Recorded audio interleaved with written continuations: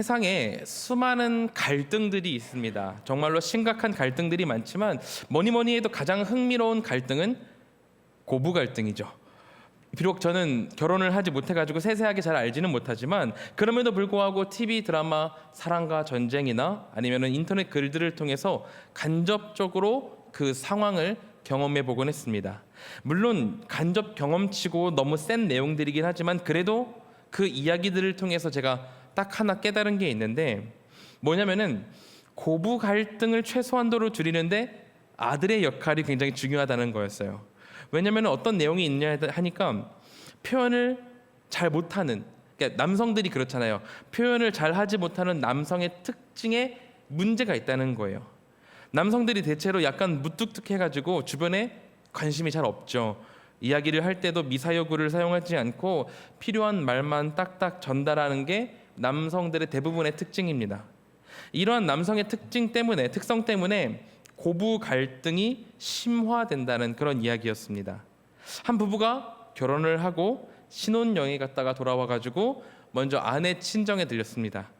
당연히 아내 친정에서는 귀한 사위가 왔으니까 극진하게 상다리가 부러지도록 한식을 대접했어요. 먹는 것부터 쉬는 것까지 불편하지 않도록 최선을 다했습니다. 그리고 나서 이제 남편의 집으로 온 거예요. 남편의 집으로 와가지고 남편 집 쪽에서도 이것저것 잘 준비해서 잘 대접을 했습니다. 모든 식사가 끝난 후에 간식을 먹는 자리에서 남편의 어머니가 남자에게 물어봐요. 며느리 집에서 잘 해주디? 이렇게 물어봐요. 궁금하잖아요, 사실. 아내 집에서 잘 해줬나, 어떻게 대해줬나, 귀한 내 자식인데 잘 대접해줬나, 이런 것들이 궁금하니까 저쪽에서는 어떻게 잘 대접하나 하고 물어본 거죠. 남편은 깊이 생각을 합니다. 잠시 생각을 하다가 전반적으로 너무나도 좋았기 때문에 뭐라고 대답을 하냐면은 응이라고 대답을 합니다. 남자 입장에서는 최선의 대답을 한 거예요. 잘 대접을 받았고, 그러니까 긍정적으로 응이라고 대답을 한 거죠. 그런데 사실 어머니 입장에서는 이 대답이 성에 차지 않죠. 이걸 했고 저걸 했고 어떻게 됐다, 이렇게 뭐 했다 대답을 해줘야 되는데 무뚝뚝한 아들 녀석은 간단하게 대답을 끝냅니다. 그리고 이걸 옆에서 지켜보는 며느리도 가슴을 치고 있죠. 성에 차지 않는 대답을 듣자 엄마가 또 물어요. 그럼 거기서 음식은 뭘 주디? 남편은 또 잠시 생각을 하다가 대답을 합니다. 밥 주던데? 그죠, 밥 줬죠. 한식이니까 밥 준 거 맞죠. 하지만 그냥 밥이 아니잖아요. 갈비도 있었고 잡채도 있었고 굴비도 있었고 보쌈도 있었습니다. 상다리가 부러지도록 엄청나게 챙겨줬는데 밥 먹었어, 이 한마디로 끝낼 게 아닌 거죠. 아니나 다를까 시어머니는 입이 이렇게 나오기 시작합니다. 내가 우리 아들을 이렇게 얼마나 열심히 키웠는데, 그리고 며느리 온다고 어제부터 장도 보고 고기도 재놓고 청소도 하고 이렇게 열심히 했는데 어떻게 거기서는 그냥 밥을 줄 수가 있는가 하는 서운함이 밀려오는 거예요. 그리고 거기에서부터 고부 갈등이 시작되더라라는 그런 이야기였습니다. 제가 이 에피소드를 보고 무슨 생각을 했냐면은 어떻게 저렇게 바보 같을 수가 있나. 그냥 자기가 경험한 대로 말만 하면 되는 건데 그걸 말을 못해가지고 상황을 이 지경까지 몰아넣나 하는 그런 바보 같은 녀석, 이런 생각이 있었습니다. 저는 솔직히 자신이 있었거든요. 엄마와 아내 사이에서, 해보진 않았지만 엄마와 아내 사이에서 똑바로 잘 서가지고 잘 중재할 수 있다고 생각을 했습니다. 원래 그런 거 있잖아요. 이런 데서 나는 딱 가운데 서서 중립을 제대로 지킬 거야 그러면은 오히려 안 되는 거 아시죠? 나는 공명정대한 사람이다 이러는 순간 엄마와 아내 둘 다 잃을 수가 있습니다. 적절히 줄을 잘 타가면서 둘 사이를 이어줄 수 있어야 되는데 제가 볼 때 저는 이 일을 잘 할 수 있을 것이라 생각을 했습니다. 제가 요즘에 어떤 계략을 짜고 있냐면은 나중에 결혼한 후에 명절에 집에 가서 설거지를 갑자기 하면은 부모님이 아유 저거 지 아내 엄청 아끼네, 이전엔 설거지를 한 번을 안 하다가 아내가 하게 될까봐 자기가 하는 것 봐, 이렇게 놀리실까봐 저는 요즘에 집에 가서 식사를 할 때마다 설거지를 하고 있습니다. 지금부터 미리 이렇게 설거지를 해둬서 저는 원래 설거지를 하던 사람이라는 인식을 부모님께 드리기 위해서죠. 물론 집에 가는 일이 거의 없는 게 문제지만 어쨌든 저는 제가 인간관계를 잘 하지는 못한다고 할지라도 못하는 편은 아니라고 생각을 했었습니다. 그렇게 이렇게 30 37살, 37살 근처에 여기까지 살아왔습니다. 저는 저의 사람을 대하는 능력에 대해서 한치의 의심 없이 살아왔어요. 그만큼 누굴 만나고 교제하는데 굉장히 자신이 있었습니다. 그런데 최근 저는 제 자신의 바닥을 봤어요. 하나님께서 동시다발적으로 저의 삶 여러 곳곳에서 그리고 여러 상황 속에서 인물과 인물, 그룹과 그룹 사이에서 사위의 역할을 제게 맡기시는데 하나도 제대로 수행을 하지 못하는 거예요. 제가 바보같이 생각했던 앞에 남자의 이야기처럼 저는 중재는커녕 갈등을 일으키는 그런 바보였습니다. 인생을 살아오면서 자만하지 말아야지, 내 스스로에 만족하지 말아야지라고 꽤 많이 다짐을 했다고 생각을 했거든요. 사역을 이제 10년 동안 하고 10년 가까이 하고 목사가 된 지 3년 차가 되면서 저는 나름대로 괜찮은 삶을 살고 있다, 이렇게 생각을 했었습니다. 그런데 전혀 아니더라고요. 제게는 더 떨어질 바닥이 있었고 더 굴러야 할 진창에 남아 있었습니다. 거만하고 못난 자라는 자각이 제 마음을 쑥 찔러오르는데 이 가시가 굉장히 아프더라고요. 수치스러웠고 도망치고 싶었습니다. 내가 아닌 다른 이유로 이 일들이 벌어진 것이라는 자기 변명이 계속되고 외면하고 싶은 생각이 계속 들었어요. 새벽 예배에 나와서 기도를 하는데 이제 번뇌한다고 그러죠. 머릿속이 꽉 차가지고 한 번 눈만 감았다 뜨면 시간이 훅훅훅훅 지나가는데 그렇게 시간이 훅훅 지나가는데도 기도한 것 같은 느낌이 들지 않는 거예요. 그런 이상한 날들을 며칠을 보냈습니다. 수많은 변명거리를 세우는데 온 집중력을 다 쓰고 있었어요. 그런데 한순간 주님께서 그런 생각을 주시더라고요.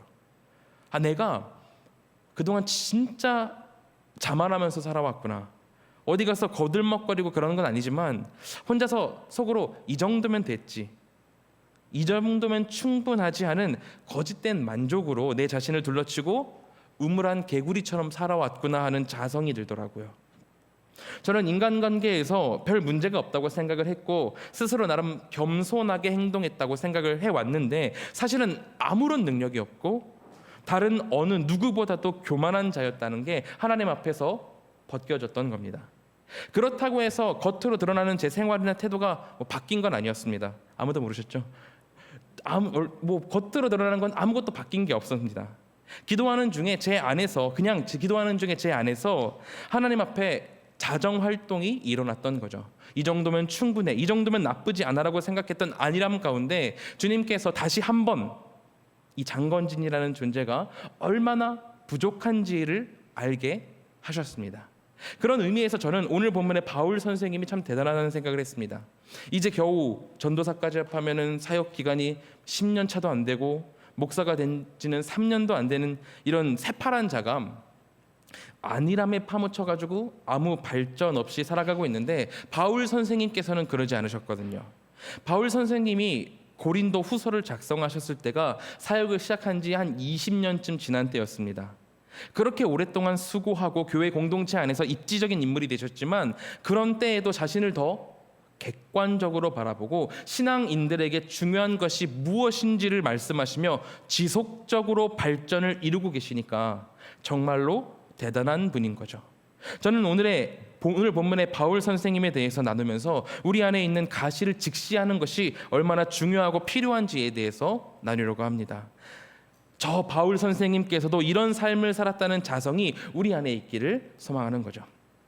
먼저 우리는 본문을 통해서 바울 선생님이 어떤 상황에 있었는지를 알아봐야 됩니다. 바울 선생님께서는 갑자기 고린도 후서 12장 1절부터 5절을 통해서 자신이 주님이 주신 환상을 경험했다는 고백을 합니다. 그가 고백하기를 14년 전에 셋째 하늘에 이끌려갔대요. 여기서 말하는 셋째 하늘은 3층 천을 이야기합니다. 유대인들은 전통적으로 하늘을 1층, 2층, 3층이 있다고 생각을 했어요. 1층 천이 우리가 알고 있는 대기권이고 2층 천이 별과 해와 달이 있는 우주이고 이 3층 천은 하나님께서 살아계신, 하나님께서 다스리시는 천국을 의미합니다. 그러니까 바울은 자신이 천국, 낙원에 다녀왔었다라고 놀라운 경험이었다라고 이야기를 하는 거예요. 그런데 문제는 그가 이 경험에 대해서 뭐라고 말을 하냐면은 1절에 보면은 무익하다라고 말을 해요. 아무런 이익이 없다는 거죠. 그리고 부득불 자랑한다라고 표현을 합니다. 아니 부 얻을 윽 아닐 불 득될 것 아무것도 없지만 어쩔 수 없이 지금 내가 말을 꺼내고 있다라고 말을 한다는 거예요. 왜 그랬을까요? 이런 경험이라면은 지금 현대에서라도 강단에 나와서 간증을 하면은 와, 정말 대단한 경험이다, 놀라운 체험을 했구나, 바울 선생님이라면 거짓말은 하지 않을 거야, 정말로 있었던 일인가 보다, 대단하다라고 했을 겁니다. 그렇게 자랑을 할 만한데 바울 선생님은 이야기를 하는 거예요. 무익하나마 부득불 자랑하노니. 왜냐하면 성경 시대의 선생들이, 거짓 선생들이 굉장히 악했기 때문입니다. 그들은 자신의 가르침에 대한 권위와 타당성을 입증하기 위해서 이러한 신비 경험을 굉장히 중요시 여겼어요. 우리가 잘 알듯이 거짓 선생들은 이상하고 어긋난 가르침을 전달해 있었습니다. 예수님은 가르친 적이 없는 그런 악한 것들을 가르쳤죠. 철학을 가져와서 융합을 하고 율법을 가져와서 융합하기도 했어요. 세상에 말도 안 되는 신학을 가지고 성도들을 가르치고 있으니까 성도들 사이에서 분열이 일어날 수밖에 없었던 거죠. 나는 아볼로파다, 나는 바울파다, 나는 예수파다라고 계속 갈라치는 일이 고린도 교회 안에 있었습니다. 성령이 인도하시는 하나님의 가르치심이라면은 성도들을 하나로 모으고 성도들이 한 곳을 바라보도록 인도했을 텐데, 세상의 가르침들을 가져와 가지고 신학과 융합하여 합리화시키고 있으니 당연히 갈라쳐지는 게, 교회 안에 분란이 일어나는 게 당연한 일이었습니다. 그랬기에 가능하다면 성도들이 이러한 가르침을 듣고 제대로 된 판단을 하면 좋았겠죠. 그러나 아직 신학이 집대성되기 전이었고 이방인들이 많았기에 무엇이 진짜 복음인지 분별하는 것은 쉽지 않았던 것 같습니다. 또한 거짓 선생들은 예수님의 가르침의 본의가 무엇인지, 자신의 논리가 왜 타당한지에 대해서 말하기보다 사람들을 선동하기에 더 쉬운 방법들을 택했습니다. 바른 신학과 타당한 논리를 들기보다는 아까 말했던 내가 이런 신비한 일을 겪었다라는 것을 가지고 자신의 권위를 채웠어요. 하나님께서 이런 일을 나에게 겪게 하셨으니 나는 하나님을 만난 사람이고 내 가르침 또한 거기 가서 하나님께 배워온 것이기 때문에 주님이 주신 것이다라는 그릇된 권위를 세웠던 겁니다. 앞에서 사람이 하나님께서 나에게 이런 신비한 일을 보여주셨고 내가 3층 천에 갔다 왔고 거기서 하나님의 말씀을 들었다라고 얘기를 하는데, 거기서 거짓말하는 거 아니야라고 누가 반박할 수 있겠어요? 그럼 바울 선생님은 어떠셨을까요?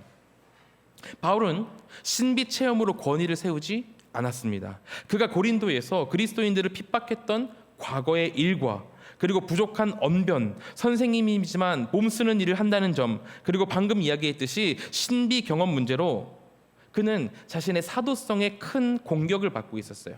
그렇게 자신의 사도성에 큰 공격을 받고 있음에도 불구하고 그는 사도성을 방어하기 위해서 복음 이외에는 그 어떤 것도 사용하지 않았습니다.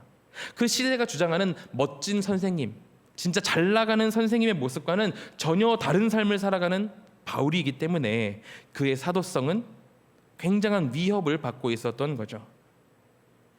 하지만 거기 성도들이, 고린도 성도들이 하도 신비 체험에 대해서 이것저것 잘못 알려지고 오용하는 일들이 발생하자 바울은 오늘 본문을 통해서 고린도 교회 성도들의 무지함을 지적하며 무익하나마 부득불 자랑한다고 말을 하면서 환상 체험, 이 신비 체험에 대해서 잠시 언급하고 있는 거예요.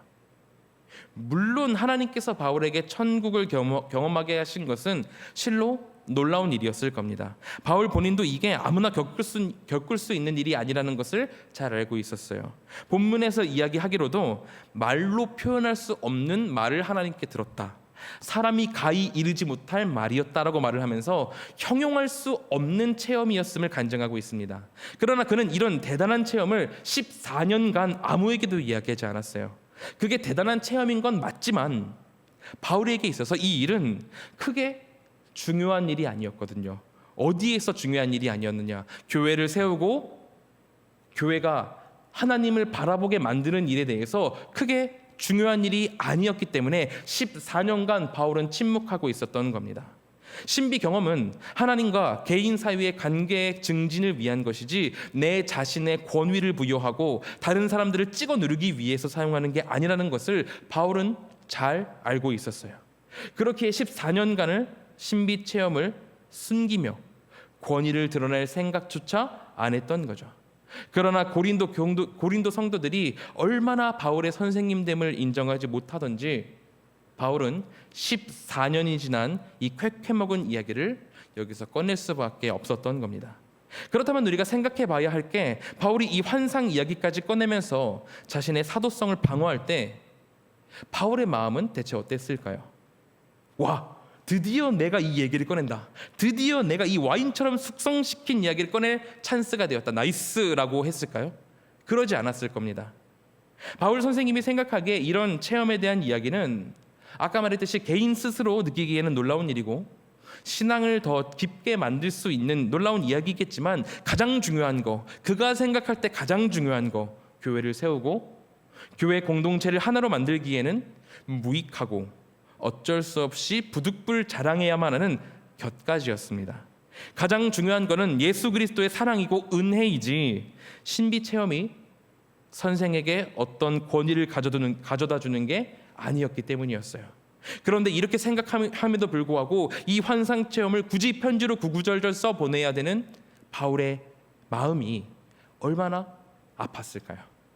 내 사랑하는 공동체에게 이런 곁가지를 굳이 써보내고 있는 바울의 손이 얼마나 답답했겠어요. 나는 이미 공동체에게 무엇이 중요한지를 열심히 가르쳤었는데 이 공동체가 그걸 다 까먹고 지금 곁가지에 목매고 있으니 선생으로서 또 목회자로서 무너져 내리는 그런 심경이었을 겁니다. 이렇게 무너져 내릴 때 바울이 한 선택은 무엇이었을까요? 저 같았으면은 내가 이런 신비 체험을 했다라고 더 자랑을 했을 것 같아요. 야, 너희들 잘 들어. 내가 사실 이 환상 진짜 체험했다. 1층 천 아니고 2층 천 아니고 3층 천이야. 하나님을 내가 직접 봤어. 하나님의 말씀이 나한테 쏟아졌어. 누가 나 사도 아니래. 나 사도 맞아. 이 신비한 일 내가 직접 겪은 거야라고 누가 날 무시하냐면서 화를 냈을 것 같아요. 우리 성도님들께서는 어떠신가요? 누군가가 아니면 스스로 깨닫기로라도 나에 대한 비난이 쏟아지고 나의 부족한 모습을 발견하게 된다면 우리 성도님들께서는 어떻게 반응하시겠습니까? 아마 저를 포함한 대부분의 사람들이 자기를 스스로 변명하기를 선택했을 거예요. 우리는 그만큼 악하고 부족한 인간이니까요. 하지만 오직 주의 사랑에 매여 살았던 사도 바울은 어떤 선택을 하냐면은, 그는 그의 신비 체험을 더 구체화해서 이야기를 하는 대신에 금방 접어버리고, 이거는 아무 득이 안 된다라면서 접어버리고, 오히려 자신의 약점을 하나 더 고백하면서 자신의 부족함을 인정합니다. 고린도 후서 12장 7절입니다. 여러 계시를 받은 것이 지극히 크므로 너무 자만하게 앉지 않게 하시려고 내 육체에 가시 곧 사탄의 사자를 주셨으니 이는 나를 쳐서 너무 자만하지 않게 하려 하심이라. 바울은 사도성이 위협받고 있는 그 상황에서 세상의 기준으로 봤을 때 자신의 사도성이 더 위협받을 수 있을 만한 문제를 하나 더 얹어내고 있습니다. 육체의 가시에 대한 이야기였어요. 현대 학자들은 이 육체의 가시가 질병을 말하는 건지, 아니면 바울에게 육체적인 해를 많이 입힌 사람을 말하는 건지, 아니면 그것도 아닌 다른 문제이지 명확하게 집어내진 못하고 있습니다. 하지만 중요한 것은 바울에게 있어서는 그 가시가 사탄으로 보내진 것으로 느껴졌고, 또 그로 인해 그의 사역을 줄곧 방해받아 왔다는 겁니다. 분명히 이것은 누군가에게 내어놓기 부끄러운 일이었고 수치스러운 일이었을 겁니다. 우리가 기본적으로 멋진 선생님, 멋진 목회자, 멋진 교역자 상이라를 생각한다면은 빈틈없는 카리스마 이런 것들을 생각하잖아요. 하지만 바울은 이야기를 합니다. 신비 체험은 그런 가시를 더 화려하게 만들고 가꾸는 그런 신비 체험은 사실 중요한 게 아니다. 그거 이제 나는 그만 말하고 이제 내가 더 중요한 것, 더 귀한 것을 이야기할 건데 바로 내 가시에 관한 이야기다라고 이야기하고 있는 거예요. 세상의 정치인들은 자신의 권위를 더 높이기 위해서 있는 치부도 숨기려고 하는, 그렇게 용을 쓰고 노력하는데 바울은 그 시대 기준에서 대단한 일이었던 신비 체험은 무익하다면서 말을 줄이고 오히려 가시라는 안 좋은 일은 더 드러내면서 고린도 성도들에게 이야기하고 있는 겁니다. 세상의 기준으로는 말도 안 되는 일이죠. 하지만 바울은 이 가시가 왜 나에게 허락된 것인지를 아주 명확하게 알고 있었어요. 7절 마지막에 말하듯이 이는 나를 쳐서 너무 자만하지 않게 하려 하심이다. 자만하지 않게 하려 하십니다. 하나님께서 나를 자만하지 않게 하시려고 이 일을 겪게 하셨다라고 고백을 합니다. 악하고 악한 인간인 자신이 자만하지 않게 하기 위해서 주님은 이 가시를 나에게 허락하셨다는 이 고백을 하고 있는 거예요. 굉장한 고백인 거죠. 바울 선생님처럼 사역을 오랫동안 해오고 그리스도인 공동체에서 무시하지 못할 영향력을 가지신 분이 자신의 치부를 도리어 이야기하시면서 드러내시면서 그 치부를 오히려 직시하시면서 이 치부는 주님이 나에게 자만하지 않도록 붙여주신 것이더라고 고백을 하고 있는 거예요. 세상의 방법, 그러니까 신비 체험을 하고 엄청난 일들을 겪어왔다는 것은 무익하고 어쩔 수 없이 부득불 이야기해야 되는 것이지만 이 수치스러운 가시를 직시하고 하나님이 나에게 자만치 않도록 주셨다는 이 고백은 교회를 세우고 공동체를 하나 되게 하고 복음을 전달하는데 분명한 도움을 준다는 것을 오늘 바울 선생님이 이 본문을 통해서 우리에게 말씀해 주고 계시는 거예요. 우리는 이것을 기억해야 됩니다. 내 가시에 직시하는 것, 그것이 부끄럽고 숨기고 싶은 일이라도 가시를 직시하며 하나님 앞에서는 내가 너무나도 작고 부족한 존재이구나를 깨닫는 것이 우리 그리스도인들에게 매우 중요한 일이라는 것을 우리는 깨달아야 한다는 점입니다.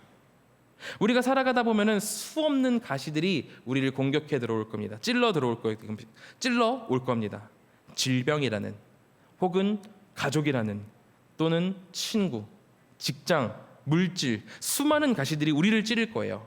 그럴 때 세상은 뭐라고 말을 하냐면은 받아치라고 얘기해요. 나에게 이만큼 고통을 줬으면 너도 동일한 고통을 받아야지, 너도 그만큼 똑같은 고통을 가해야지라고, 그게 당연한 일이라고 말을 합니다. 우리도 마찬가지로 가시를 겪으면 나에 대한 공격으로 받아들이고 이걸 어떻게 되받아칠 수 있을까 몰두를 하죠. 그러나 오늘 본문은 가시를 맞닥뜨린 그리스도인의 행동은 세상과는 같아서는 안 된다라고 이야기를 해요. 오히려 말을 하죠. 우리는 가시를 직시하고 그것을 통해 하나님 앞에 너무나도 작고 초라한 내 모습을 바라볼 수 있어야 된다. 그 가시를 통해서 내가 얼마나 부족한 존재인지, 얼마나 부족한지, 하나님 없으면 살아갈 수도 없는 존재인지를 그 가시를 통해서 깨달아야 된다라고 오늘 본문이 우리에게 말을 합니다. 오직 크신 주님 앞에 겸손함으로 내 자신을 투명하게 바라볼 수 있어야 한다는 거죠. 1907년 평양 장대원 교회에서 있었던 대부흥운동 많이 아실 겁니다.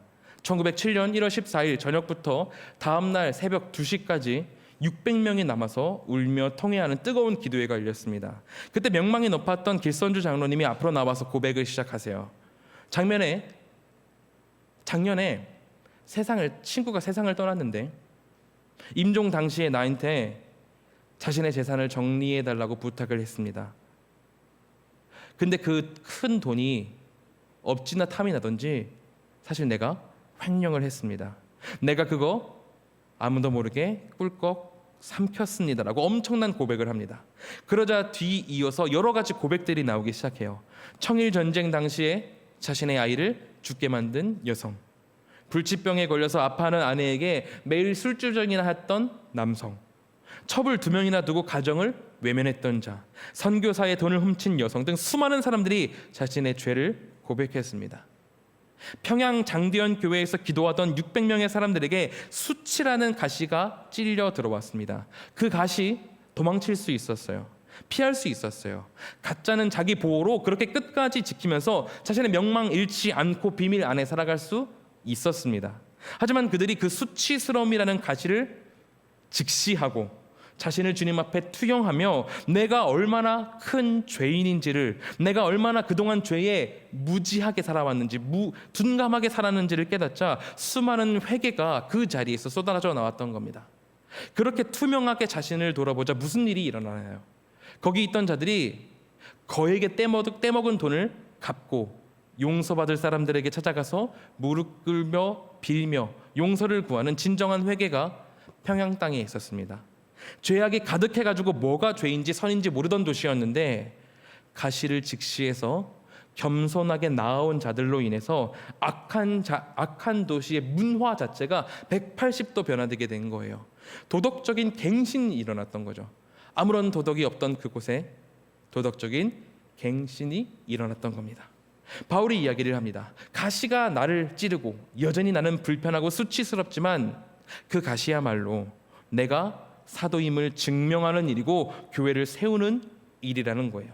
신비 체험으로 모자란 자신의 권위를 채우는 게 그리스도인의 목적이 아니라 가시를 직시하고 내가 얼마나 부족한지, 주님 앞에서 내가 얼마나 더러운지를 먼저 깨닫는 것이 진정한 그리스도인이 되는 첫 발자국이라는 거죠. 우리 성도님들께 이 이해가 함께하기를 소망합니다. 가족들과 지내며 봉사를 하면서 예배를 드리면서 그리고 교회를 새로 짓는 모든 순간에 사단은 우리에게 가시를 보내올 것입니다. 일반적으로는 가시가 우리를 찔러 들어올 때 우리는 다른 것들로 스스로를 치장하려고 할 거예요. 거짓 교사들이 신비 체험을 통해서 자신의 거짓됨을, 권위를 높이기 위해서 그 거짓됨을 가렸던 것 같죠 말이죠. 하지만 그런 악한 길에서 떠나서 가시를 직시하는 우리가 되기를 소망합니다. 가시를 다른 것으로 감추고 치장하려고 하면 할수록 우리는 문제의 근본으로부터 멀어지게 될 것입니다. 오직 가시를 직시하고 그것으로 내 부족함을 인정할 때 평양이 변화되었던 것처럼 하나님의 도우시는 손길이 임하고 변화가 임할 것입니다. 가시에서 도망치지 말고 직시하며 자신의 부족함을 깨닫는 우리 모두가 되기를 소망합니다. 그렇다면 주님은 우리의 부족함만 깨닫게 하시고 거기서 일을 멈추시느냐? 그렇지 않습니다. 바울은 자신의 가시를 통해서 주님이 나를 자만하지 않게 하려 하신다는 것을 알았지만 그럼에도 그 가시는 자신이 감당하기 어려운 부분이 있었기에 주님께 기도를 드려요. 3번이나 간절히 이 가시를 없게 해달라고 간구합니다. 사도성을 방해하는 데도 큰 문제가 있을 수도 있고 사역 중에 그 가시로 인해서 효율적으로 사역을 진행하기 어려웠을 수도 있을 것 같아요. 그래서인지 바울은 어쨌든 3번이나 간절히 주님께 이것을 없애달라고 기도를 드렸다고 해요. 그러자 주님이 뭐라고 답을 주시냐면은 9절입니다. 나에게 이르시기를 내 은혜가 너에게 족하도다. 이는 내 능력이 약한 데서 온전하여 짐이라 하신지라. 그러므로 도리어 크게 기뻐함으로 나의 여러 약한 것들에 대하여 자랑하리니 이는 그리스도의 능력이 내게 머물게 하려 함이라. 주님이 바울에게 말씀하셨습니다. 하나님의 은혜, 나의 은혜가 너에게 족하다. 왜냐하면 나 하나님의 능력은 약한 데서 온전하여지기 때문이다. 여러분, 바울이요 주님을 믿기 전까지 강한 삶을 살아왔습니다.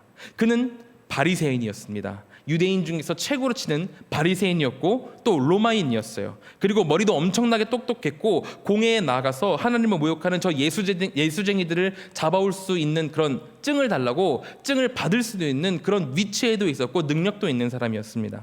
하지만 바울 스스로가 그렇게 강할 때 그는 무엇을 이룩할 수 있었나요? 그는 아무것도 가진 게 없었습니다. 그러나 그가 회심하고 예수님께 돌아와서 자신의 가시를 직시하며 겸손히 주님 앞으로 나아갔을 때 그가 자신이 약하다는 것을 인정하며 하나님을 붙들고 나아갈 때 그에게는 어떤 일들이 있었나요?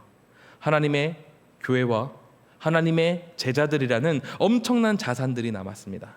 그는 깨달았던 거예요. 풍성하고 다양한 영적 경험과 환상 계시 이것을 체험했다는 경험이 대단한 일인 것은 맞지만 그걸 이용해서 자기 뜻대로 사람 뜻대로 일을 하면은 하나님의 능력이 빛날 순간은 어디 있냐는 거예요. 하나님의 신비를 경험한 내가 대단한 사람이고 하나님이 부르셔서 갔다 온 내가 권위가 있다라고 내 능력만 강조를 하냐면은 하나님의 능력이 하나님의 행하심이 나타날 순간은 대체 어디서 나타날 수 있겠냐는 거예요. 하나님의 행하심이 나타날 순간을 어떻게 돋보이게 할 수 있겠냐는 거죠. 바울이 고린도전서 14장 18절에서 뭐라고 말을 하냐면은 내가 너희 모든 사람보다 방언을 더 말함으로 하나님께 감사하노라라고 이야기를 합니다. 바울 자신이 모든 고린도 성도들보다 방언으로 더 많이 이야기할 수 있고 방언을 더 잘할 수 있다는 거예요. 하지만 그가 그 이후에 어떤 선택을 하냐면은 교회 안에서는 내가 방언을 말하지 않겠다. 모두가 이해할 수 있는 평범한 인간의 언어로만 말하기로 결단을 합니다. 왜냐하면 다른 사람들을 믿음에서 세우기 위해서, 믿음 안에서 세우기 위해서, 그들을 가르치기 위해서는 평범한 말을 하는 것이 1만 마디 방언보다 낫기 때문에, 그들을 세우기 위해서, 그들을 가르치기 위해서 평범한 이야기를 해서 그들을 이해시키는 것이 1만 마디 방언하는 것보다 낫기 때문에 자신은 그 방언들 잠시 내려놓고 평범한 말로 말할 것이다라고 고백을 해요. 주님의 교회에서 가장 중요한 것은 다른 것이 아니라 하나님의 은혜가 드러나는 것이기 때문이었죠. 약할 때 강함 되시네라는 찬양이 있습니다. 이 약할 때 강함 되시네라는 찬양을 작곡한 데니스 저니건이라는 사역자가 있어요. 이 데니스 저니건은 5살 때 공중 화장실에서 성인 남성에게 성적인 추행을 당했다고 합니다. 그리고 사단은 그 상처를 틈타서 그를 남성에 끌리도록 만들었다고 해요. 그는 동성애를 가지고 있었지만 그럼에도 그 사실을 숨기면서 교회를 꾸준히 다녔습니다. 그러다가 어느 날 동성애에 관한 설교를 듣다가 그런 생각이 자신의 머리 안에 꽉 차게 되었대요. 나는 지옥에 갈 것이고 사람들은 나를 증오한다.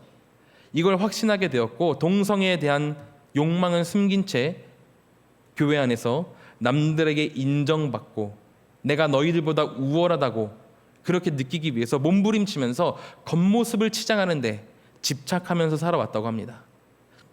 그러다 어느 날 한 집회에서 집회 인도자의 어떤 선포를 듣게 돼요. 여기 있는 사람 중 한 사람이 마음속에 숨기고 있는 것이 있습니다. 하나님은 당신이 숨기고 있는 것을 보십니다. 그럼에도 하나님은 당신을 사랑하십니다. 이렇게 선포하는 것을 듣게 돼요. 누군가는 단순히 집회에서 나올 만한 이야기다라고 말을 할 수 있겠지만 데니스 저니건은 이 말이 하나님께서 나를 향해 하시는 말이라는 것을 깨달았습니다. 그 순간 데니스는 하나님 앞에 나약하고 악한 존재임을 고백하고 예수님 앞에 내가 나약하고 악한 존재임을 고백하고 자신의 죄를 모두 예수님께 맡기고 예수님과 함께 십자가에 못 박히는 회심의 체험을 하게 되었다고 해요. 그 이후 그는 동성애에서 벗어나 멜린다라는 아내를 만나고 무려 9명의 자녀를 낳고 살아가고 있습니다. 그러면서 동성애 치유 사역을 지금까지 하고 있는데 문제는 미국이 워낙 동성애를 지지하고 동성애에 대해서 긍정적으로 보는 시각이 많아지면서 이제 한번 나는 동성애자입니다라고 커밍아웃한 동성애자가 다시 거꾸로 탈동성애자가 된다고 커밍아웃을 하면은 이제 사회적으로 고립되고 비난을 받는다고 그래요. 내가 동성애자입니다. 아니요, 난 다시 동성애자가 아니고 이성애자가 되겠습니다라고 고백을 하면은 커뮤니티 안에서 굉장히 비난을 받는다고 합니다. 하지만 데니스는 그런 약하고 어려운 상황에서도 하나님을 의지하며 동성애자들을 치유하는 그 강한 사역을 지금까지 이어져 오고 있다고 해요. 그는 동성애자였고 그 가시를 직시하지 못하고 치장하고 꾸미느라 하나님을 제대로 만나지 못했습니다. 아마도 그때 그는 세상적으로는 가장 화려하고 강했을 거예요. 하지만 그 자신의 강함으로 그가 얻은 것은 무엇이 있었나요? 아무것도 없었죠.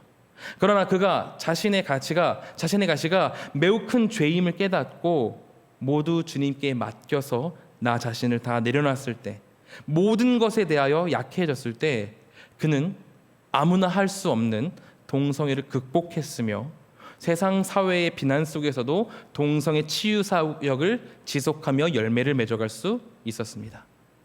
우리는 이것은 우리에게도 마찬가지입니다. 우리가 약하다는 것을 인정하는 그런 마음이 있어야 합니다. 내가 강하고 내가 화려하면 하나님의 도움을 요청할 일이 없게 돼요. 하지만 우리가 약하다는 것을 인정하고 내려놓으면은 우리 인간보다 훨씬 능력 있고 강하신 하나님께서 아예 평양을 통째로 변화시키셨던 것처럼, 그리고 동성애를 다시 치유하는 기적을 맛보게 하셨던 것처럼 우리는 알 수 없는 놀라운 결과들을 목도하게 하실 것입니다.